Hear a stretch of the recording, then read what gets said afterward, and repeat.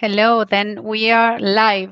And so let's wait a couple of minutes for you all to join. This is the third governance call. And so the governance call number 3 for the Obol Collective. And yeah, let's wait 2 minutes and then we can start. This this meeting will be like very interesting for all of the collective as we're gonna share in some very exciting news of what's next. Cool. Yeah, excited. So let's see how many people do we have. Yeah, a few on YouTube. That's great.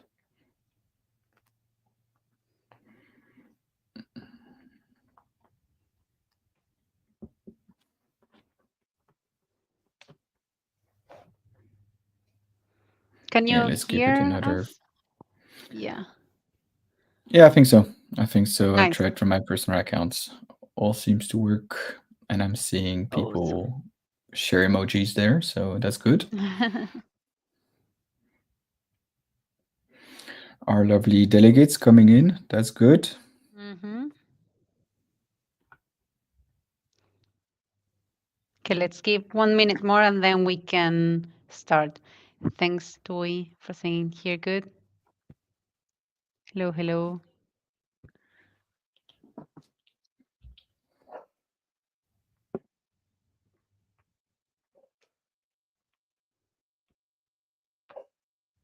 Okay, then let's start.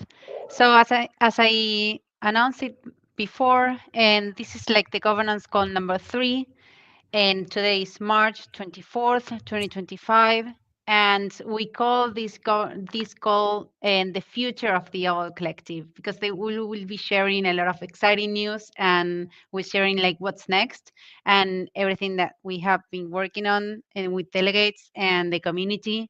So pretty exciting. If I move to the next slide, and this is an agenda, and where we're gonna see in a recap on the Oval Collective, what happened in with the two first proposals, an overview of delegates and like how like the participation that we saw and during this time, and some other like information which is meaningful for all of you, some context and motivation around the squad goals. We're gonna and talk about what squad means later today, and the governance framework, then 2025 goal setting, and what's next, and a Q&A. And don't forget to claim your POAP. So we created a lovely POAP for this governance call number 3 and for March 2025. To do it, you need to go to the POAP app and you need to um, click on Mint, and like the key password is Obol Collective. When you do that, you will be able to claim it, and please write in the comments in case you have troubles, and I can support you to mint it as soon as possible. Then let's start. Toma will give us a little bit of like an update and like in the goals setting for 2025. So, hi Toma. Hey Toma is Ellie, thanks yeah. for having us today, and thanks for everyone for joining. So I'm Toma. For those who don't know me, CEO of the Obol Association, and I think we can go to the next slide and start with a bit of the reflections on the last two proposals that have successfully passed. So the first one was around staking for the Obol token, where we're going to pioneer some rewards there for 6 months as soon as TG and the unlock, which was OIP number 2, is live. So that's going to be a very interesting module that will enable not only for delegates to get paid, but also to create like a supply sync for the Obol token, and very importantly to make sure that you can both engage in governance and engage in DeFi at the same time. So very excited to partner with Tally there. I think what actually shocked me more than those proposal passing is the amount of participation we got. So we had on each of those about 120 delegates, so that's more than 50% of the voting power. And that's way higher than what you see on other like more established DAOs or collective. So super proud. And so I was sort of reflecting on what might be the cause here. And I think we made the right choice by having delegates that actually represent our community and that are users of our product and understand Obol and the staking market. And they're these builders and operators and active users. And so I was actually extremely pleased to see that level of engagement and excited about working with people that understand where we're going and trying to have like some real world impact. Now, another learning that we got from discussing on these two proposals, especially the OIP number one on staking, is that there was still a lot of confusion from delegates and the wider community in terms of where the collective was supposed to help, what like sort of grants can people ask for, what are really the priorities. And so, after reflecting a bit on this, we decided that the next big step for the public governance would be to actually start sharing a process of establishing goals in a collective way. And that's what I'll walk you through in the next slides. Cool. So, I think if we start from the high level on why goals matter, if you go to the next slide, Ellie, obviously goals are a way to align people on shared objectives. Now, typically in top down organizations, you have top management establishing goals, and these goals just trickle down the organization, and people try to respect them and work towards that. So, a very common framework for top level setting goals are, for example, OKRs, objective and key results. Um, Now, this is probably not the right framework for collectives like us, which aim to become more decentralized over time and more inclusive and more bottoms up to make sure we can capitalize on all this energy that we were seeing in the previous proposals, as I was saying. So, the goal here, really, by establishing a framework for setting goals as a collective, is to provide you with that transparency and to also reduce the barrier between the association and the delegates and other collective members. So we came up with a fun acronym, as I like to say, the SQUAD framework. So as you all know, squad staking is something that's very important for us. It represents people coming together as a community, as a group of individuals, and running a validators or several validators and relying on each other. So the squad word, by being already deeply rooted into what Obol represents, was quite fit for us to also use in the goal setting framework. So why squad then? So S stands for strategic. So here we're trying to work in long-term vision. We'll start with 1 year goals. It might evolve towards things like 3 year goals, but crypto moves so fast that 1 year goals are actually already pretty pretty long term. Q is for quantifiable. The goal there is to be transparent and very precise in terms of how do we measure these goals? How do we know they've been reached and success? Unified, so that's where you as individuals come in, where you can come up with your proposal and discuss these vision that different organizations might propose as goals. Achievables, obviously, we want to set things that are realistic for people that are familiar with SMART goals, for example. This is the similar A letter. And then finally, decentralized, where the community ultimately votes on these goals, approves them, and then leverage these goals to further evolve the collective. So in practice, how does the goal setting framework look like? There is really 4 stages. The first one is we're just letting you know we're entering a new phase of goal setting. This is the notice period, where actually we have already started this period since this morning. I think Ellie posted on the forum everything about the squad goals here, and people know we're going to start a new cycle for setting up squad goals.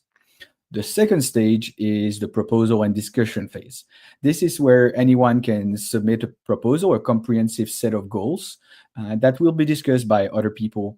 And in the rest of the presentation, I'll walk you through what the association think are good goals, but anyone is more than welcome to submit their own proposal with their own goals, and it will then get voted on in the next week, in the next 2 weeks, sorry.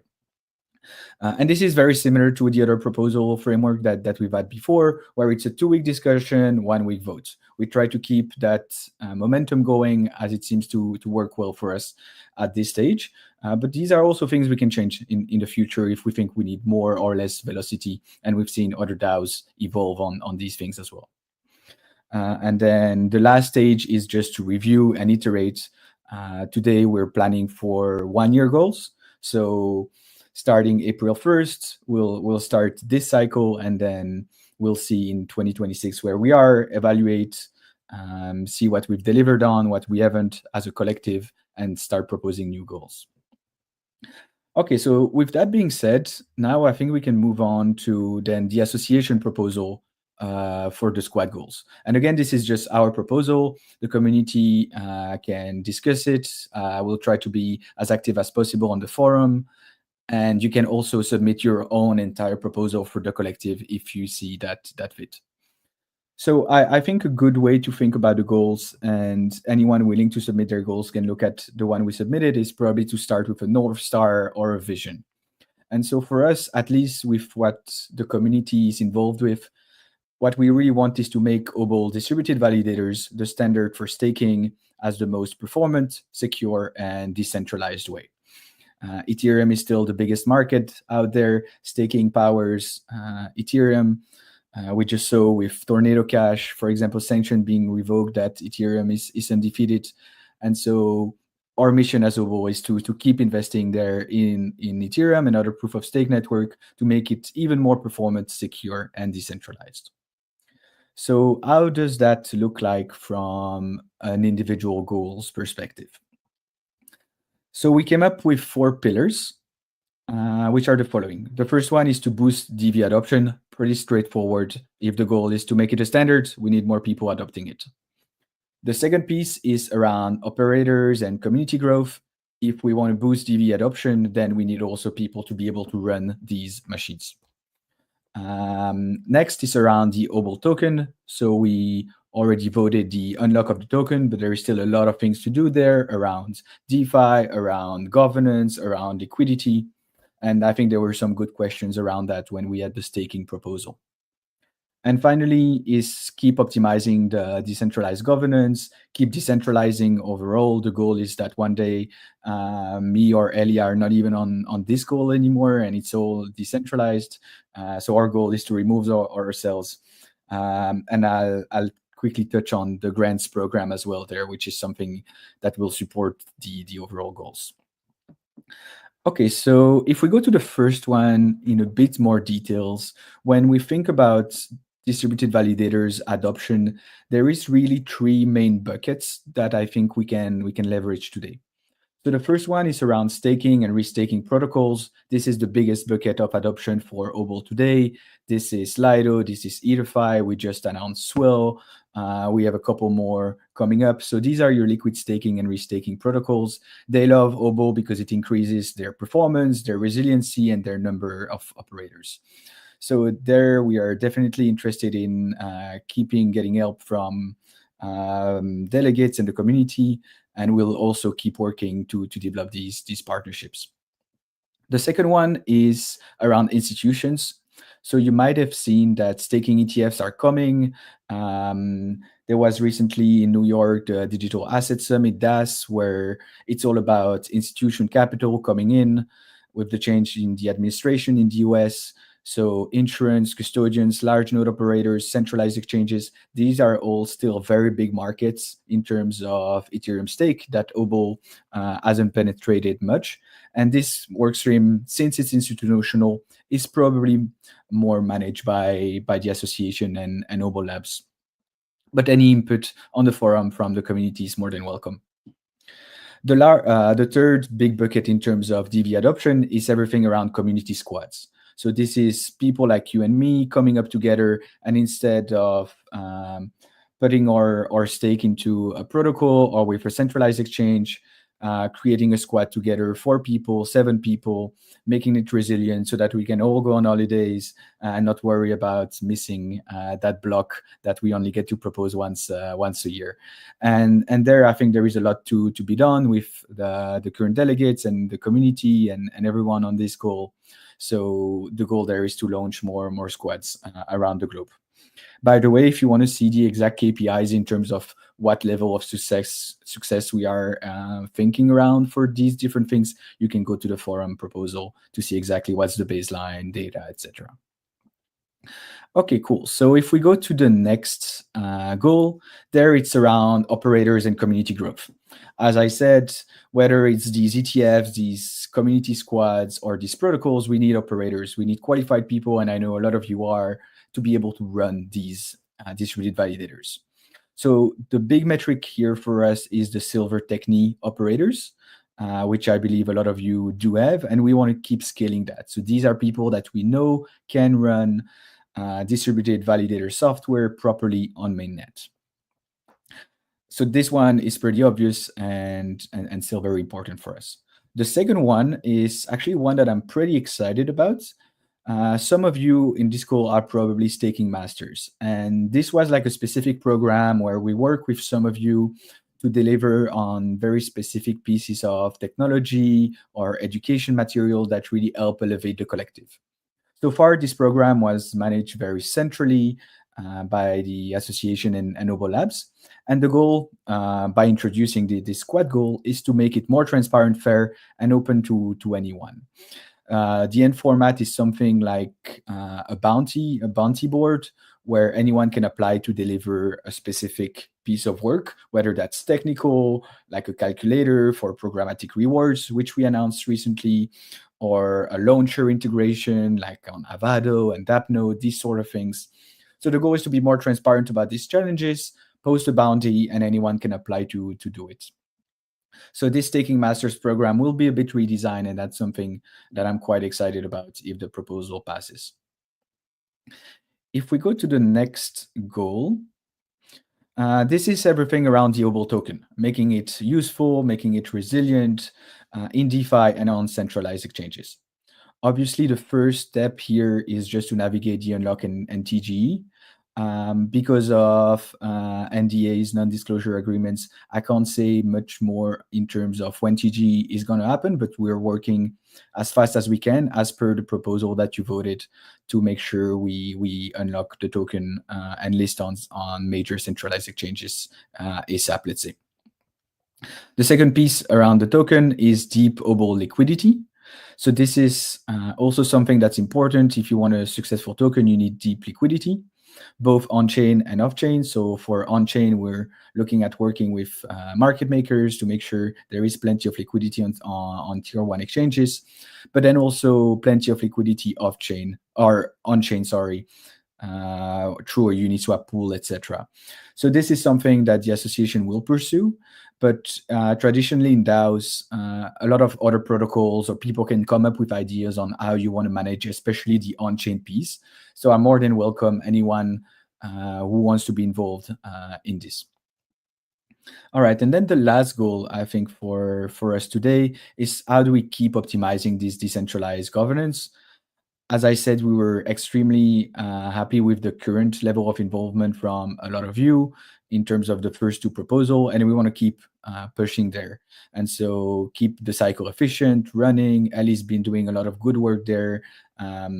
Albeit she's indeed like a centralizing force, but listening to the entire community and making sure we get the opinion from everyone. So we'll keep investing in there and also willing to work with some of you to start getting more involved in the participation. And then the second, last and not least goal, to be honest, is to formalize a grants program. So a lot of the things I've talked about earlier today in terms of the goals would probably require some sort of funding, especially if there is work required as a working group or as an individual. So this squad goal would seek to establish like a formal grants program, and then anyone could then apply for a grant if they're based on these pillars that I've presented or that can be refined through conversations on the forum. Cool. So I think this is the end in terms of the various goals. And then Ellie, you can maybe walk us through, yeah, the timeline. Yeah, totally. So then what's next? So as you all might know, so we have 2 days until like the second cycle and ends for finishes. So we decided to give time until like so for the whole governance cycle number 3, so until April 16th to give feedback and gather approval from all delegates in for the proposal that Toma just shared.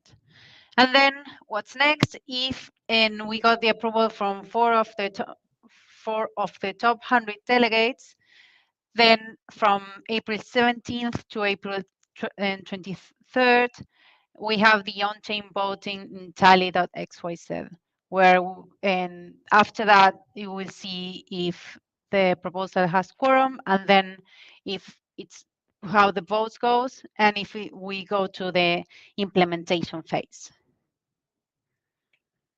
And then, Cool. yeah, I don't know, Tom, if you want to add anything. Otherwise, we are open to questions. Yeah, correct. So I think here's the link for the POAP as well again. So we Yeah. didn't have a POAP for the previous community call, so Hmm. excited to have one for this one. And yeah, excited about starting to collaborate bottoms up with the community on squad goals.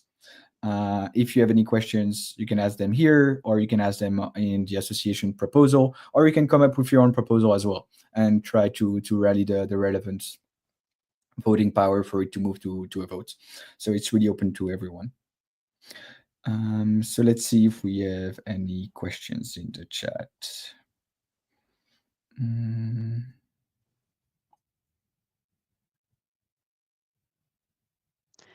So maybe this one. So yeah, cool. Opinions in the Alejose, community. Perfect. That, yeah, that operators participating in clusters won't be selected for other partner projects. I'm surprised about this. This is the first time I'm hearing this. I don't think it's true. On the contrary, the more you have delivered, the more likely you probably are to be selected by another partner project. Now, bear in mind that the partner projects are the one um, selecting the operators.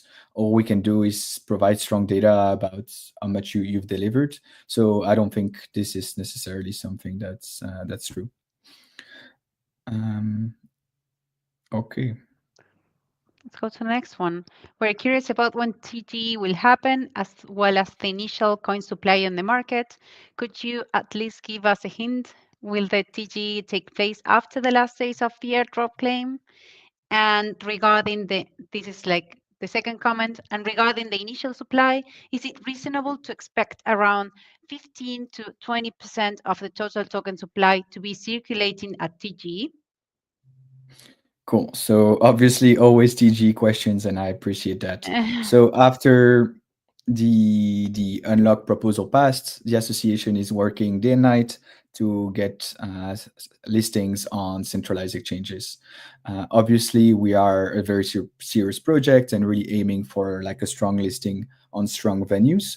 And this is not an easy process. There is a lot of moving parts, and all of these things are also under NDA as well. So I can't provide like an exact timeline, but the proposal said that we should aim for ASAP. So working with exchanges to try to get there as soon as we can. In terms of the initial supply, I think this data is actually publicly available in our docs. If you go to the token page, I believe the unlock schedule is in there. And yeah, around 15% at TG, I believe is correct. Yeah. Okay, this is more than a comment, I guess, from Retro, more like it's more a comment. I would personally like to see a proposal that defines the association's role in the collective. I know the intention is to be a safeguard and steward. Defining the role would help create an artifact to reference the scope and identify where delegates should focus on less invested areas. Perfect. Awesome. Super cool comment. Totally echo that. So if you go to the actual proposal in terms of the goals, you will actually see for each of those what the Obol Association plans to do and what are suggestions for the community to do. So I think that provides already some sort of answer to your question here in terms of what do we think our scope is versus what do we think the community scope is. Now, I also agree that there could be like a more overarching definition of what the association does. So I'll take this comment home. I think it's a very valid one. Thanks, Retro. Mhm. Cool. Then next one, similar to the Anatoly one. When can RAF 1 recipients expect to receive the Obol? Will it be vested? If so, will unvested tokens have voting power? Cool. So I believe Ellie should have been in touch with most of you if you're required to pass KYC for your projects. So for any project we hadn't worked so closely before, regulations require us to pass KYC. So that's the first thing. If you've passed KYC, then you can expect to receive your OBOL token as a RAF recipient on the date of TGE. So there won't be any vesting, and since these tokens will be liquid, we can't share them with you prior to the listing on centralized exchanges. So no vesting, and then you'll receive them on listing day, like everyone, as they can unlock them. And because there is no vesting, you obviously get the full voting power allocated with those token. And we hope that you will be invested as a delegate using those newly acquired tokens.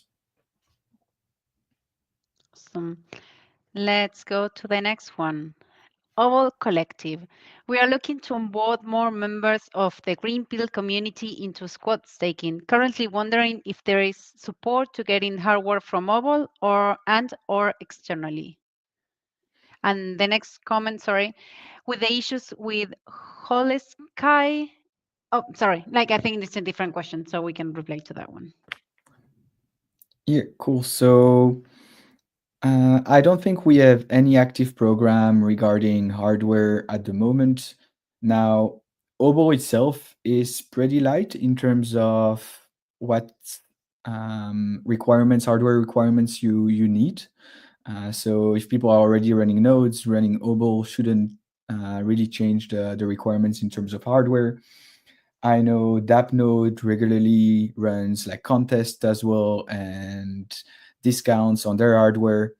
And otherwise, I think we've done tests with pretty low hardware in terms of the requirements, and something around $500 to $600 should get you there. I'm not an expert on hardware, so probably need to double check that with the docs.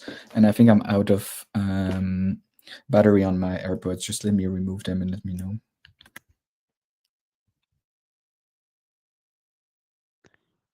Okay, cool. Can you still hear me? Yep. Okay, Awesome. cool. Okay, let's go to the next one. With the issues with Whole Sky, what's the timeline to migrate to another testnet? Can we still launch Squad on Whole Sky in the meantime? That's a good question. I would advise to go to Hoodie directly. I think it launched last week and it is dedicated to staking. I believe our team is working or has already released actually a version that works on Hoodie. I would actually go check directly the Charon repo for that. But I believe Mhm. it would be wiser to directly move to Hoodie, the new testnet, as Allski is getting deprecated in a couple months. Yeah, Cody just commented Hoodie testnet is live and supported by Charon. Awesome. Thanks, Cody. Yeah, thank you. So let's go to the next one. I'm so happy we have so many questions. One expectation we had from you was that you gave a small number of tokens to the bronze and base NFT. You should, sorry, I think this is like for Ali, like who is complaining about the airdrop, I guess. Yeah. Um, so let's go to the other one. When will there be new opportunities for operators similar to STBT ETHFI? Yeah, no, I can't give more exact details on this, but if you're following us, you're seeing that we're onboarding like protocols by the day. We had Swell recently, for example. So a lot of stuff moving in, and we really think that a lot of these protocols will need operators, and are quite hopeful that they leverage what we have. But just stay tuned, and we'll make sure that our trusted delegates that own Silver Techni are the first to know around that.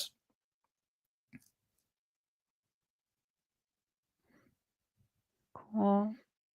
And then one for Cody. And when there will be a package on that node. It's live, I believe. So I think if you go to the DApp Thank you. store, you should be able to find it. But maybe Cody can paste the exact link in IPFS there in the chat. And then I think we can take one more there from Anatoly Yep. around the Pectra upgrade. So I think Pectra is indeed super important for us as it allows consolidations to take place. So that means you can consolidate between validators, but also change the configuration of your cluster, such as adding keys or changing operators without having to do anything sketchy on chain regarding private keys and any risk around that.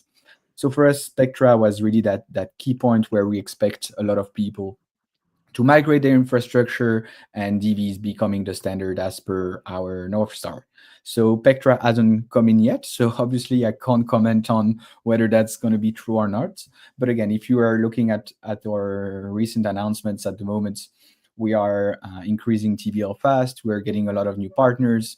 People are noticing the Pectra upgrades. So I'm still very confident in this being a bullish event for us in terms of migration of stake with a much lower risk for the various operators and protocols.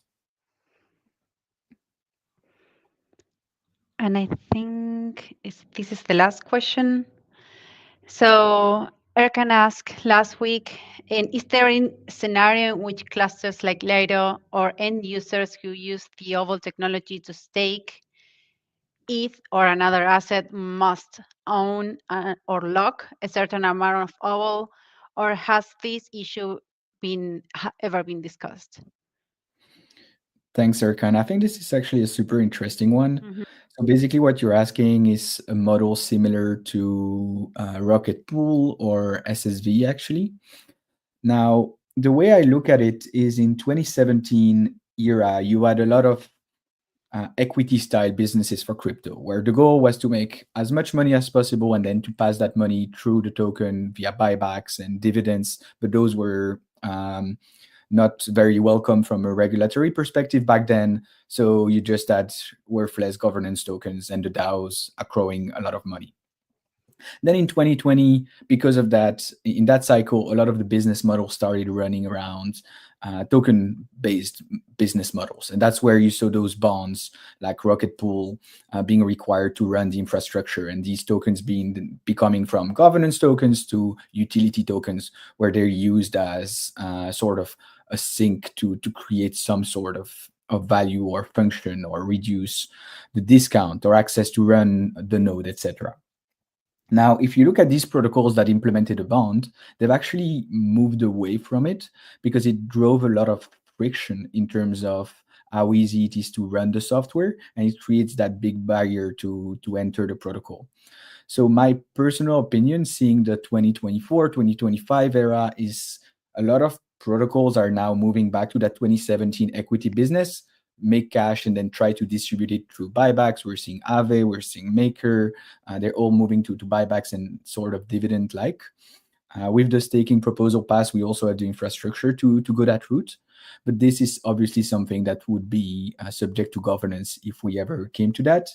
But my personal opinion would be against, since I've seen other protocols move away from it due to friction.